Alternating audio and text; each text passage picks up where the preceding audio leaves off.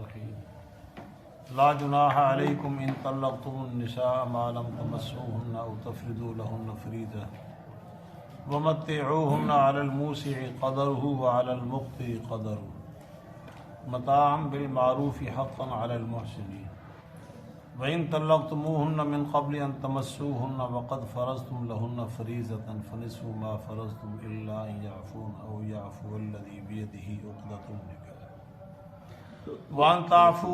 وأن تعفوا أقرب للتقوى ولا تنسوا الفضل بينكم إن الله بما تعملون بصير حافظوا على الصلوات والصلاة الوسطى وقوموا لله قانتين فإن خفتم فرجالا أو ركبانا فإذا أمنتم فاذكروا الله كما علمكم ما لم تكونوا تعلمون والذين يتوفون منكم ويذرون أزواجا وصية لأزواجهم متاعا إلى الحول غير إخراج فإن خرجن فلا جناح عليكم فيما فعلن في أنفسهن والله عزيز حكيم وللمطلقات متاع بالمعروف حقا على المتقين كذلك يبين الله لكم آياته لعلكم تعقلون سبحانك لا علم لنا إلا ما علمتنا إنك أنت العليم الحكيم رب اشرح لي صدري ويسر لي أمري واحلل عقدة من لساني يفقهوا قولي رب زدني علما وارزقني فهما اللهم صل على سيدنا ومولانا محمد وعلى آل سيدنا ومولانا محمد وبارك وسلم یا رب صل وسلم دائما ابدا على حبيبك خير الخلق كلهم هو الحبيب الذي ترجى شفاعته لكل حول من الأحوال مقتحم ما إن مدحت محمدا بمقالتي ولكن مدحت مقالتي بمحمد ہزار بار بشویم دہن بمشک و غلاب خلوص نام تو گفتن کمال بی ادب مرعرا رسد کبریا و منی ملکش قدیم است و ساتش بنی اندرا دم کز بدن جانم بری از جہاں بانور ایمانم بری مپندار سعدی کے راہ صفا تواں رفت جز برت ہے مصطفیٰ خدایا بحق کے بنی فاطمہ کے برقول ایمان کنی خالقہ اگر دعوتم رد کنی ور قبول منو دست و دامان آل رسول آدمی کا جسم کیا ہے جس پہ شیدا ہے جہاں ایک مٹی کی عمارت ایک مٹی کا مکان خون کا گارا لگا اینٹ جس میں ہڈیاں چند سانسوں پہ کھڑا ہے یہ خیالی آنسو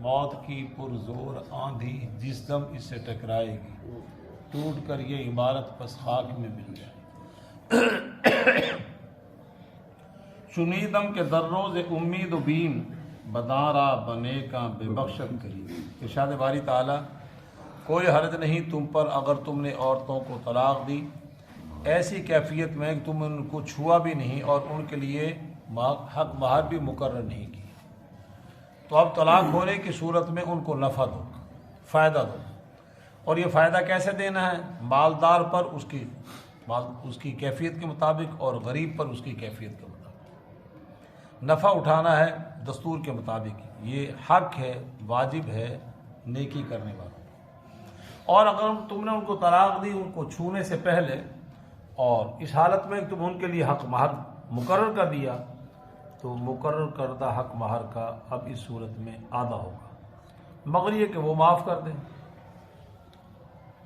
یا وہ معاف کر دیں کہ جس کے ہاتھ پہ نکاح کی گرا ہے اور اگر تم معاف کرو یہ تقوی کے زیادہ کرے اور مت بھولو فضل کو اپنے دل میں بے شک اللہ جو تم عمل کر رہے ہو اسے دیکھ رہے ہو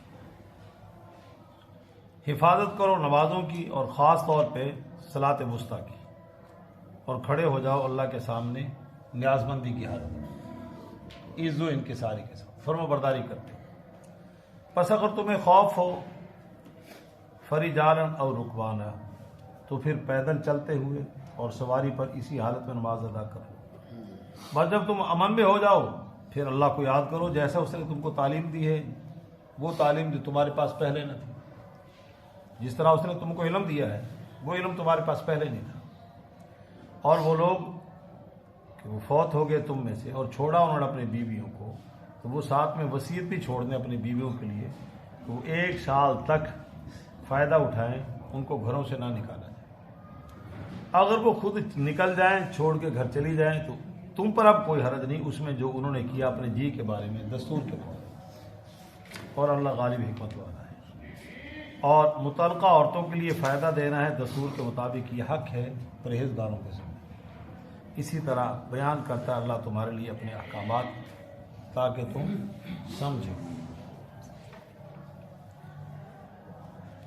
سورہ بقرہ جو تقریباً 2.5 سپارے پر مشتمل ہے، اس کا دوسرا سپارہ اور آخری پاؤ، اس کی دوسری رکوع کی آج ہم نے تلاوت کی، پورے رکوع۔ اور سورہ بقرہ وہ سورت ہے جس میں اللہ نے عبادات کو بھی بیان فرمایا، یا ایھا الناس اعبدوا ربکم، اور انبیاء کی نبوت اور رسالتوں کا بھی ذکر کیا، عقائد بھی، بلکہ ایک آیت میں پوری فہرست دے دی اللہ نے کہ صرف نماز ہی ادا کرنا، مشرق قبلہ رخ ہو کے یہی عبادت نہیں، اور بھی بہت سے کام ہیں۔ من آمن باللہ والیوم الآخر وآتى المال علی حبہ ذوی القربى والیتامى والمساکین، اور ساری اس میں پھر اس میں قصاص کا حکم دیا، روزوں کا حکم ہے، حج کا اس میں حکم ہے، اور احکامات کی پوری ایک فہرست چل رہی ہے۔ چلتے چلاتے پھر نکاح کا حکم وہ بیان فرمایا، پھر طلاق کے احکامات بیان فرمائے، پھر جو ہم نے اس سبق سے گزشتہ تھا اس میں اگر طلاق ہو گئی جو نہیں ہونی چاہیے، اللہ کے یہاں ناپسندیدہ ہے، پر تو گنجائش رکھی ہے کہ ازواجی رشتہ 60 سال تک قیامت کا منظر نہ ان کا گھر بنا رہے، نہیں نبھا ہوتا تو طلاق ایک صورت رکھی اس طرح کی حالت میں۔ تو پھر اس کی عدت کے احکامات بیان فرمائے گزشتہ آیات میں کہ اس طرح عدت کو پورا کرنا ہے، اور دوران عدت نکاح بھی حرام ہے۔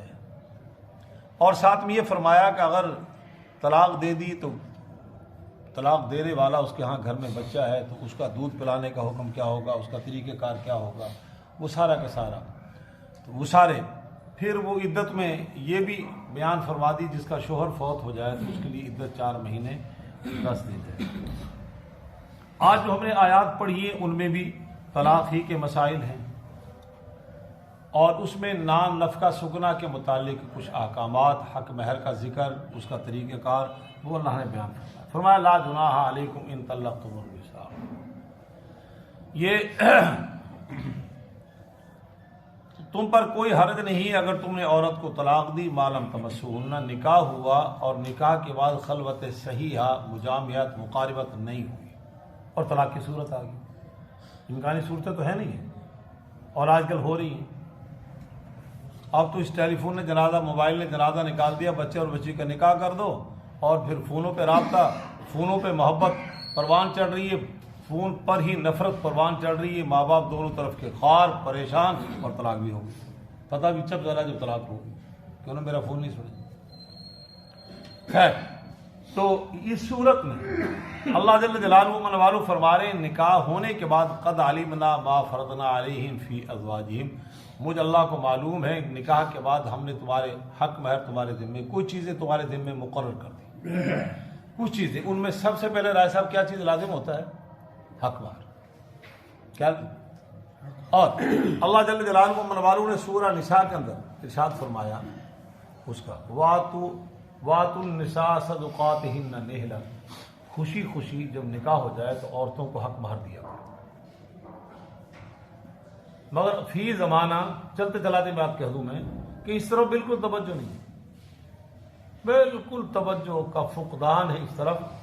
میں نے چونکہ نکاح کا واسطہ پڑھتا، نکاح پڑھانے کا پوچھتا ہوں حق مہر کیا دینا ہے، تو پہلا تو فکرہ یہ ہوتا ہے کہ ہمارے فاطمی دے دو۔ اچھا، اتنی شکت ہے تمہارے اندر؟ جب وہ کھول کے بیان کریں تو پھر کول ڈاؤن ہو جاتے ہیں، وہ تو اتنی تھی۔ پھر کہا جائے جناب لی وہ جو شریعت محمدی کہندی ہے، وہ ساری شادی کا زور نظر ادھر آ جائے، حالانکہ وہ مرد والوں کی طرف سے تحفہ اور گفٹ ہے بچی کے لیے، وہ اپنے حسب حیثیت دو۔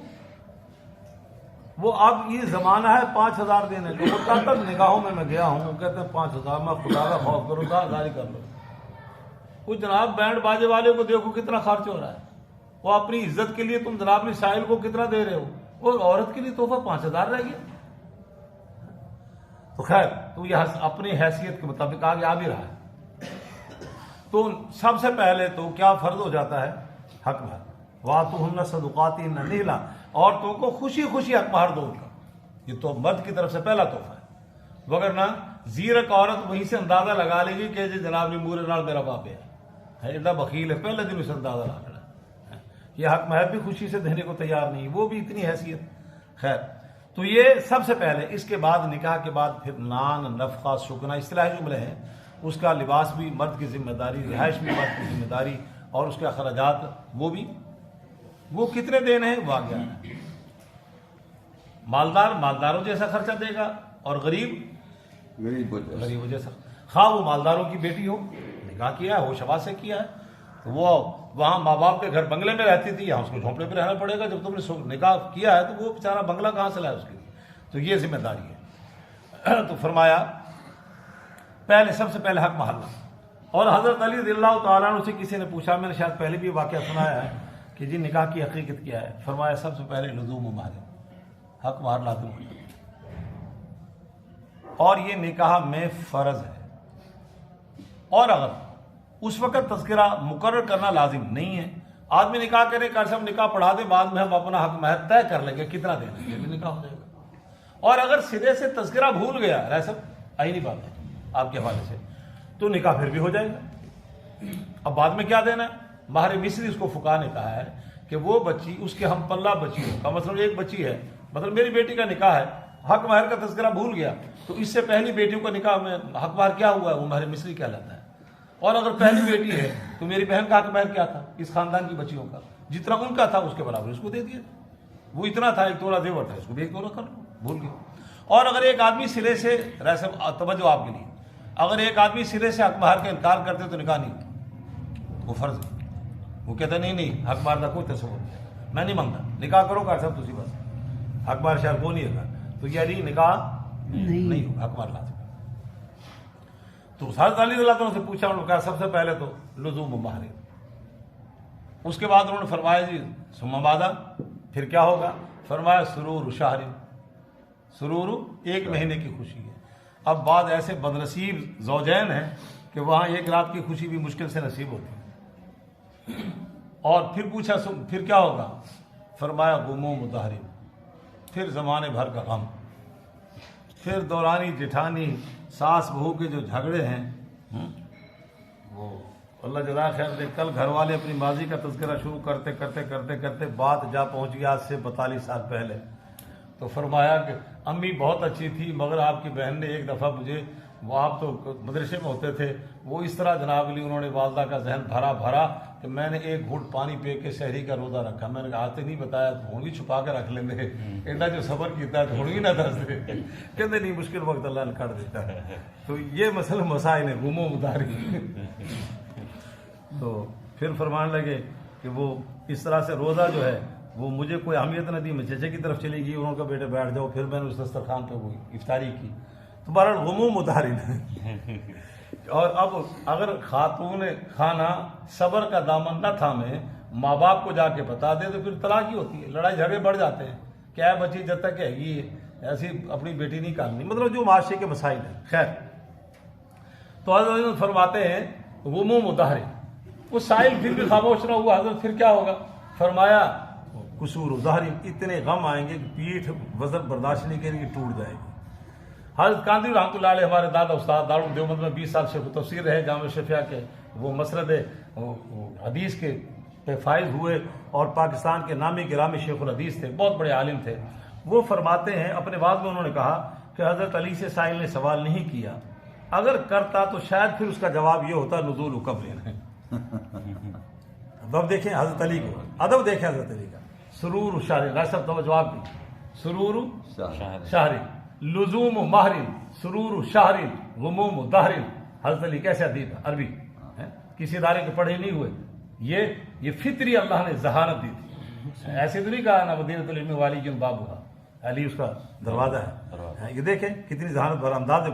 کسی ادارے کے پڑھے نہیں ہوئے، پیغمبر کے سامنے زانو قلم طے کیے ہیں، اور عربی پہ اتنا عبور ہے.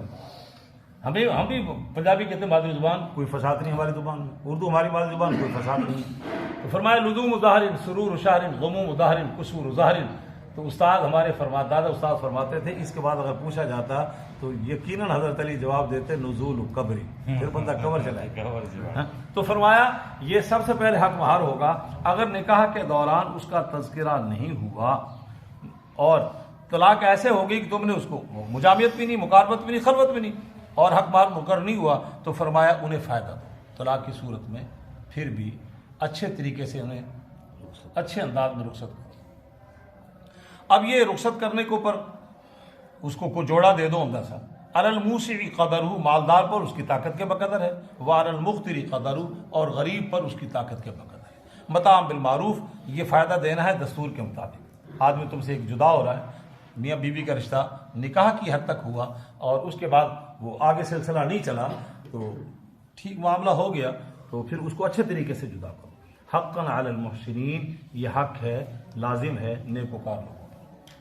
ہمارے علاقے میں ایک واقعہ ہوا، طلاق ہو گئی اور انہوں نے جہیز کا جب سامان واپس کیا تو پھر وہ برف والا وہ نہیں ہوتا کیا کہتے ہیں اسے جسے پہلے برف توڑتے تھے، سوا، وہ دن برتن بھی سارے پاٹ دیتے، ان کے لحاظ ہو گئے. ہر چیز کو فنا کریں، کوئی چیز کا آپ نے استعمال نہیں چھوڑی. یہ کوئی طریقہ انسانیت اس میں. حقاً علی المحسنین، جو تمہیں سے نیکوکار ہیں اور تمہاری فطرت میں جبلت میں ذرا بھی نیکی کا وعدہ ہے تو پھر یہ انداز اپناؤ جو خالق ارض و سما اپنے پیغمبر پہ نازل کردہ کتاب میں اللہ تعالیٰ بیان فرما رہے ہیں. فرمایا ہاں وَإِن طَلَّقْتُمُوهُنَّ مِن قَبْلِ، اور اگر تم نے ان کو طلاق دے دی خلوت سے پہلے، ہاتھ لگانے سے پہلے، مگر اس صورت میں کہ تم نے حق مہر ان کے لیے مقرر کر دیا. ایسا پچھلی آیت میں حق مہر مقرر بھول گئے تو اس صورت میں طلاق ہو تو صرف وہاں پہ وہ بطور تحفے کے ان کو سوٹ وغیرہ وہ دے. اگر حق مہر مقرر ہو گیا اور لمس ثابت نہیں ہے چھونا تو پھر حق مہر کا نصف ہوگا. بالفرض 10,000 ہے تو یہاں 5,000 لاکھ. اور اگر ایسی صورت کہ نکاح کے وقت ہی حق مہر پورا ادا کر دیا، ویسے پورا ادا کر دیا، اب کیا کریں؟ دینا تو نصف ہے.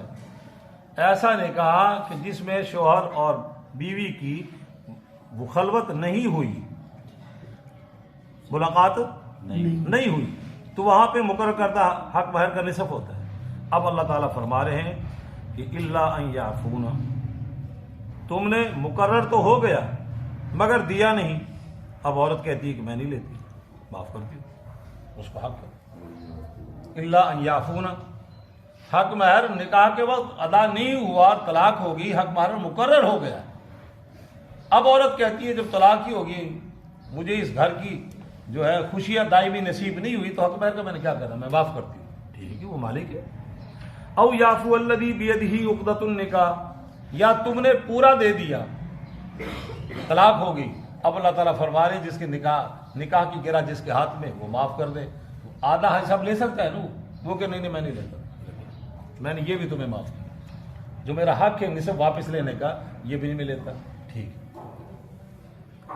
آگے اللہ تعالیٰ فرما رہے وَأَن تَعْفُوا أَقْرَبُ لِلتَّقْوَىٰ، نکاح کے وقت حق مہر پورا دے دیا اور خلوت ثابت نہیں ہے تو حق مہر آدھا ہوتا ہے، تو اگر یہ تم معاف کر دو تو تمہارے لیے تقوی کی زیادہ کرے.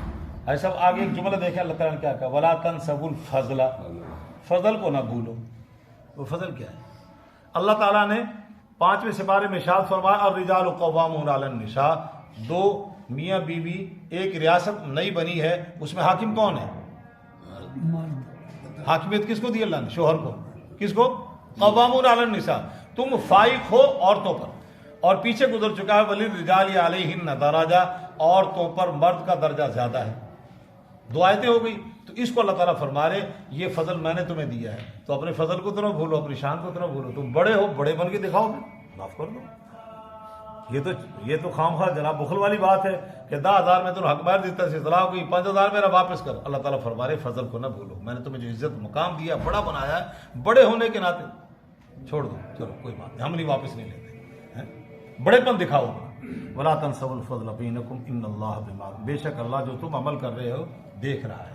اچھا کر رہے ہو اس کو بھی دیکھ رہا ہے، برا کر رہے ہو جو سارا معاملات ہے وہ اللہ کی نگاہ کے زد میں۔ آگے فرمایا حافظوا علی الصلوات والصلاۃ الوسطیٰ، حفاظت کرو، نگہبانی کرو، محافظت کرو نمازوں پر، والصلاۃ الوسطیٰ، اور درمیانی نماز۔ یہاں سر رائے صاحب ایک ہلکا سا اشکال ہوتا ہے کہ پیچھے طلاق کے مسائل بیان ہو رہے ہیں اور آگے بھی طلاق کے مسائل بیان ہو رہے ہیں، یہ ضمناً جملہ معترضہ نماز کا ذکر کیسے آ گیا؟ اس پہ صرف حضرات لکھتے ہیں کہ اس کا ربط کیا ہے۔ وہ فرماتے ہیں ربط یہ ہے جب یہ طلاق کی اور عدت کی اور لین دین کی پنچاتیں ہوتی ہیں نا تو بات بہت لمبی ہو جاتی ہے، تو نماز کا پھر بھی خیال کرنا، مطلب ایسے اسی مسئلے میں نہ الجھے رہنا، نماز کا پھر بھی خیال کرنا۔ چلے بھی اذان ہوگی نماز پڑھے، باقی بات بعد میں ہوگی، تو نماز سے غفلت نہیں کرنی۔ سبحان اللہ، یہ ہے نماز میں غفلت نہیں کرنی۔ ہم نے دیکھا دیہاتوں میں سر سے رات پنچاتیں چلتی ہیں، پھر ایک فریق کہہ رہا ہے صلح کی کوشش کرو، دوسرا کہہ رہا ہے، مطلب مختلف مزاج لوگ ہوتے ہیں، تو پھر معاملات طے کرنے میں بڑا وقت لگ جاتا ہے۔ کچھ شرارت پسند لوگ بھی ہوتے ہیں، رائے صاحب کا زندگی بھر کا تجربہ ہے۔ تو میں گئے رائے صاحب کو ہم لے کے گئے، تو رائے صاحب نے فرمایا بھی جو طلاق دینی ہے تدالتہ پہ ہے نا، میں تو صلح واسطے آیا۔ مجھے اتنا اچھا جملہ لگا جو میں نے کئی مجلسوں میں رائے صاحب کے جملہ سنایا ہے کہ ہم تو صلح جو لوگ ہیں، ہم تو بچے اور بچیوں کو آباد کرنے کے لیے کوشش کرتے ہیں، طلاق والی مجلس سے میں نہیں بیٹھا، آپ پہ کرا لو، ایک کڑا کا نہیں ہوتی، باہمی معاملہ طے نہیں ہوتا، جاؤ عدالتوں سے کر لو۔ خیر، تو بہرحال وہ شر پسند لوگ بھی ہوتے ہیں، تو فرمایا نماز کو اس وقت بھی نہیں چھوڑنا، حافظوا علی الصلاۃ، نماز کے نگہبانی۔ یہ نہ ہو کہ یہ معاملے طے کرتے کرتے تم پنچایت اتنی لمبی کرو، نماز کی پرواہی نہ کرو۔ اور یہاں پہ ایک جو جملہ ہے رائے صاحب توجہ آپ کی، ایک وہ بچہ جس نے سکھ ماں کے بطن سے جنم لیا، سکھ گھرانے میں آنکھ کھولی، پھر اللہ نے اس کو ہدایت دی، پھر وہ فاضل دارالعلوم دیوبند بنا، اور پھر وہ مفکر اسلام بنا، اور بر صغیر کی وہ انقلابی طاقتور شخصیت بن کے ابھرا۔ وہ فرماتے ہیں کہ نہیں، اس کا مفہوم اور پھر مفسر قرآن بنا۔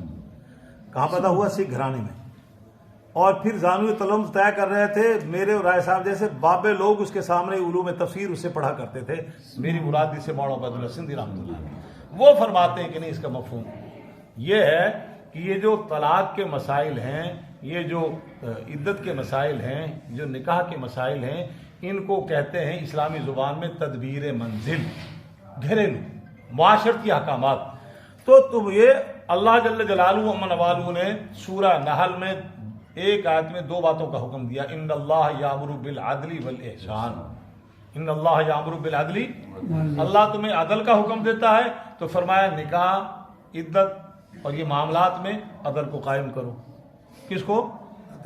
عدل کو۔ تمہاری زندگی کے اندر دو چیزوں سے زندگی لبریز ہونی چاہیے، عدل، تو فرمایا یہ تدبیر منزل کے جو احکام ہیں ان میں فرما دیا یہ سارے احکامات عدل پہ مبنی ہیں، ڈنڈی نہ مارو، اور بالکل دیانتداری سے نظام عدل کو معاشرتی زندگی میں نافذ کرو، اور معاشرے میں رہتے ہوئے احسان کو بھی اپناؤ۔ دو چیزوں کا اللہ نے حکم دیا ہے، تو اللہ نے کہا کہ احسان والی صفت کو نہ بھول جاؤ، اس کا بھی خیال کرو، ان اللہ یامر بالعدل والاحسان، عدل کو بھی قائم کرو معاشرے میں، اور احسان کو بھی قائم کرو معاشرے میں۔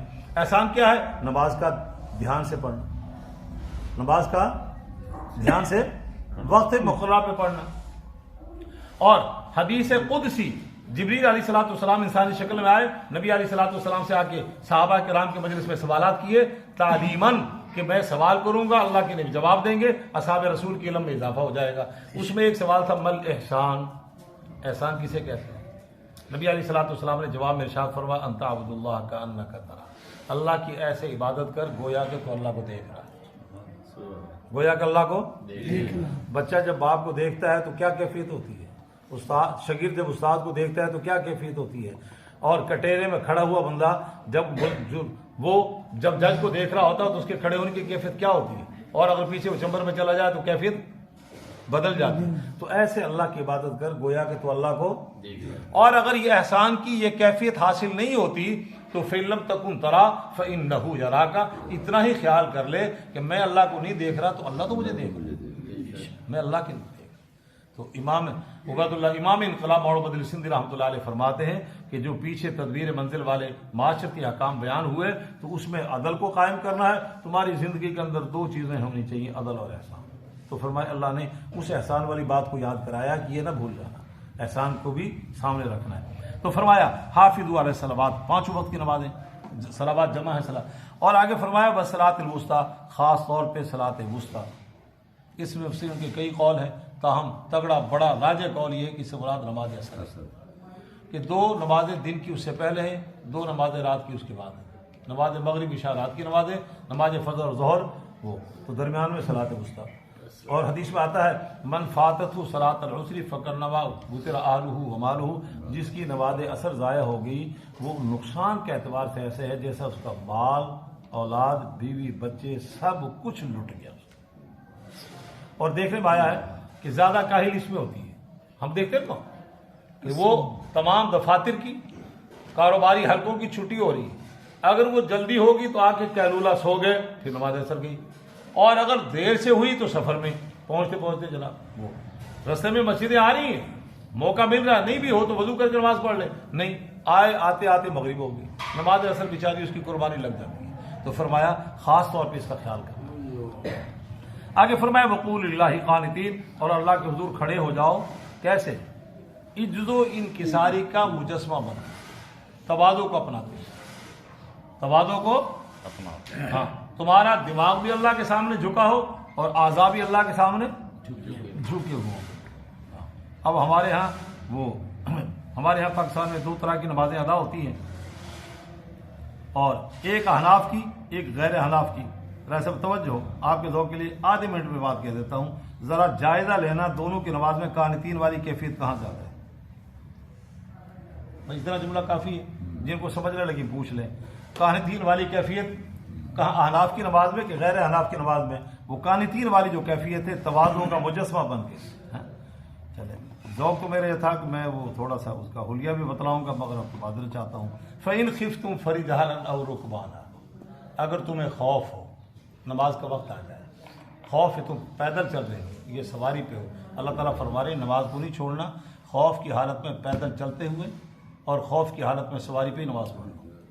امام اعظم ابو حنیفہ فرماتے ہیں کہ خوف کے علاوہ کسی صورت میں بھی سواری پہ نماز جائز نہیں. آپ گھوڑے پہ سوار ہیں، دشمن سامنے، وہیں پہ نماز آتا. سواری پہ، اونٹ پہ، گھوڑے پہ، خچر پہ، جو سواری ہے. تو فرمایا اس کا نام ہے صلاۃ الخوف. اور اس کے لیے اللہ نے 5ویں سپارے میں باضابطہ حکم ارشاد فرمایا کہ نماز کیسے ادا کریں. خوف کی حالت میں نماز کو ضائع اگر پوری عوام کا ذوق یہ ایک ہی امام کے پیچھے نماز پڑھنی ہے تو فرمایا پھر ایسے نماز پڑھیں ایک قافلہ دشمن کے سامنے برسر پیکار ہو، محاذ پہ وہ اس کو کیا کہتے ہیں باؤنڈری پہ کھڑا رہے، اور ایک گروہ، ایک طبقہ وہ امام کے پیچھے 2 رکعت ادا کر لیں. اب وہ ادھر آ جائیں، یہ ادھر چلے جائیں، باقی 2 رکعت اپنے اپنے طور پہ ادا کر لیں. 4 رکعت والی، 1 رکعت والی نماز فجر ہے، ایک امام کے پیچھے. چنانچہ حدیث میں آتا ہے کہ امام الانبیاء جناب محمد رسول اللہ کے پیچھے یہ حالت سفر میں اور اقامت میں 6 سے زائد نمازیں اس طرح پڑھی گئی ہیں. سب کتنی؟ 6 سے زائد. چونکہ ہر صحابی کا ذوق یہ کہ اللہ کے نبی کے پیچھے نماز پڑھو، علیحدہ کیسے پڑھیں گے؟ آج بھی اگر اتنا بڑا کوئی امام ہے، عقیدت کا حلقہ ہے، تو پھر نماز کو نہیں چھوڑنا. اگر تم پیدل ہو پھر بھی، اور اگر سواری پر ہو پھر بھی کیا کرو؟ جو دیکھیں نا، جو وہ خندق جب کھودی جا رہی تھی نماز کو نہیں چھوڑنا. آگے فرمایا فَإِذَا أَمِنْتُمْ، جب کیفیت ختم ہو جائے خوف کی، امن میں ہو جاؤ، تو پھر نماز کو ایسے ادا کرو جیسے حالت امن میں ادا ہوتی ہے. 4 رکعت والی نماز، 2 رکعت والی نماز اطمینان سے ادا کرو مسجد میں جہاں بھی تمہیں موقع مل رہا ہے. جو کیفیت ہے علمکم ما لم تکونوا تعلمون، جس طرح نماز کے ادا کرنے کا اللہ نے حکم دیا ہے، قیام کا، قرات کا، رکوع کا، سجود کا، اطمینان سے، وقار سے، سکون سے، متانت سے، سنجیدگی سے ادا کرو، کوئی پریشانی. یہ حالت خوف کی نماز کا حکم علیحدہ ہے. یہ اس کے علاوہ والذین توفون منکم، اور وہ لوگ جو تمہیں سے فوت ہو جائیں اور اپنے لیے بیویاں چھوڑ جائیں، بیوہ ہو جائیں. پیچھے ایک بات رہ گئی، ویسا اگر نکاح ہوا، حق مہر مقرر ہوا اور طلاق دے دی تو تو اس صورت میں اگر اس کا خامد فوت ہو جاتا ہے، اس آیت میں بھی یہ بات مترشح ہوتی ہے کہ شوہر تمہارے فوت ہو گئے اور تمہارے لیے وہ بیویاں رہ گئی، ان کی بیوہ ہو گئی، تو اس صورت میں اگر ایسی کیفیت ہے کہ معلوم تمسو ہننا کی قید آ رہی ہے تو اس صورت میں وہی نصف مہر ہوگا. اور یہ باقاعدہ وارث بھی ہوگی، 4 مہینے 10 دن عدت بھی پوری کرے گی، 4 مہینے 10 دن عدت بھی اور وارث بھی ہوگی۔ آگے فرمایا تو اب یہ ایسے شوہروں کو چاہیے کہ وہ وصیت کر جائیں، اگر اتنا زندگی نے ساتھ دیا بیماری نے، اور اگر یکدم ہو گیا تو پھر تو اختیار میں نہیں، بیمار ہوا اور اس نے دیکھ لیا کہ میرے بچنے کی چانس نہیں ہے، تو وہ کہہ دے کہ میرے بعد میری بیوی 1 سال میرے مکان میں رہے، متاعن الی الحول غیر اخراج، میری فیملی میرے خاندان کے لوگ اس کو نکال لینا، 1 سال تک اس کو گھر سے، اس لیے کہ ایک تو بیوی کا صدمہ ہے اس کے اوپر، نمبر 2 بعض بچیاں ایسی ہوتی ہیں ان کے ماں باپ ہی نہیں، یتیم بچی ہے، وہ کہاں جائیں، نکاح کی ابھی کوئی صورت بن نہیں رہی، کہاں جائے، کس کے گھر جائے، بیکا بھی نہیں ہے اس کا، تو 1 سال موقع دیا جائے اپنی عدت پوری کر کے، کسی کے ذریعے سے کوئی ذرائع سے کہیں نکاح بیچاری کر لے گی تو اس کے لیے آگے زندگی کو مستقبل اس کا سنور جائے گا۔ بعض مفسرین حضرات فرماتے ہیں کہ یہ آیت اس آیت کے ذریعے منسوخ ہو گئی کہ جو ہے وہ جو جب آیت نازل ہوگی 4 مہینہ 10 دن جو پیچھے گزر چکا ہے، والذین یتوفون منکم ویذرون ازواجا یتربصن بانفسہن 4 اشہر وعشرا، جب تک وہ آیت نازل نہیں ہوئی تھی اس وقت وصیت کا حکم تھا، جب آیت نازل ہو گئی 4 مہینے 10 دن۔ بعض مفسرین حضرات کا موقف یہ ہے کہ منسوخ، کوئی حکم منسوخ ہی نہیں ہے، ترتیب علیحدہ علیحدہ ہے۔ فرمایا یہ تو احساناً تمتع کے طور پہ اللہ تعالیٰ حکم دے رہے ہیں، وہ اپنی جگہ ہے۔ اور دوسرا یہ ہے، بعض مفسرین حضرات کا موقف یہ ہے کہ یہ جب اللہ جل جلالہ امن والوں نے وراثت میں عورت کا حق بیان فرما دیا، یہ اس سے پہلے کا حکم ہے۔ جب باضابطہ اس کے لیے حکم آ گیا کہ شوہر اگر فوت ہو جائے تو پھر متروکہ جائیداد میں سے اگر اولاد نہیں ہے تو 8واں حصہ، اگر اولاد ہے تو 4تھا حصہ، تو فرمایا یہ اس سے پہلے کا حکم ہے۔ اب یہ حکم آیت باقی ہے، لفظ باقی ہے، حکم منسوخ ہے۔ فرمایا ہاں تم نے نہیں نکالنا فیملی والوں کو، اگر وہ از خود جانا چاہے 4 مہینے 10 دن عدت پوری کر کے اپنی ترتیب بن جائے اس کی، تو پھر تم جانے دو، اس کو جبر کرنے کی ضرورت نہیں۔ فَإِنْ خَرَجْنَا فَلَا، اگر وہ خود جائیں تم پر کوئی حرج نہیں ہے اس کام میں جو اپنے جی میں وہ دستور کے مطابق خود فیصلہ کرے، واللہ عزیز الحکیم۔ آگے فرمایا وَالْمُطَلَّقَاتِ مَتَاعٌ بِالْمَعْرُوفِ، یہ جتنی طلاق کی کیفیتیں ہیں ان میں دستور کے مطابق متعلقہ عورتوں کو وہ ان کے ساتھ احسان سلوک کا برتاؤ کرے، احسان سلوک کا برتاؤ کرے۔ کذالک یبین اللہ لکم آیاتہ لعلکم تعقلون، اس طرح اللہ بیان کر رہا ہے تمہارے لیے اپنے احکامات۔ آیت کا لفظی ترجمہ ہوتا ہے نشانیاں، معجزات، یہاں آیت سے مراد احکامات ہیں۔ اللہ تعالیٰ تمہیں اپنے احکام بیان کر رہا ہے لعلکم تعقلون، تاکہ تمہیں یہ بات سمجھ میں آ جائے کہ ہم نے معاشرے میں زندگی کیسے گزارنی۔ نکاح کے احکامات بیان ہو گئے، پھر نکاح کے بعد مہر، واجبی اخراجات تمہارے ذمہ آ گئے، اور خدا نہ خواستہ نبھانا ہو تو طلاق ہے، اور اگر تم طلاق نہ دو تو عورت کو حق دے دیا اللہ نے، وہ خلا کر سکتی ہے۔ اور ان تمام صورتوں میں احکامات کیا ہیں اللہ وہ فرما رہے ہیں، میں نے یہ کھول کے تمہیں بیان کر دیے تاکہ تمہیں یہ بات سمجھ لگ جائے کہ ہم نے معاشرے میں زندگی کیسے گزارنی ہے۔ اپنی مرضی خواہش کہتے ہیں زندگی، نکاح بھی عبادت، اور طلاق ہو جائے تو اگر حکم کے مطابق چلے ہم کیسے طلاق دینی ہے وہ بھی عبادت، مرضی سے کریں گے تو پھر وہ شیطان کا اتباع ہے۔ اللہ جل جلالہ امن والو زندگی کے تمام مراحل میں، تمام شعبہ ہے زندگی میں مکمل شریعت کے جو اللہ نے احکامات بیان فرمائے ہیں اس کے مطابق اللہ ہمیں ہر صورت میں عمل کرنے کی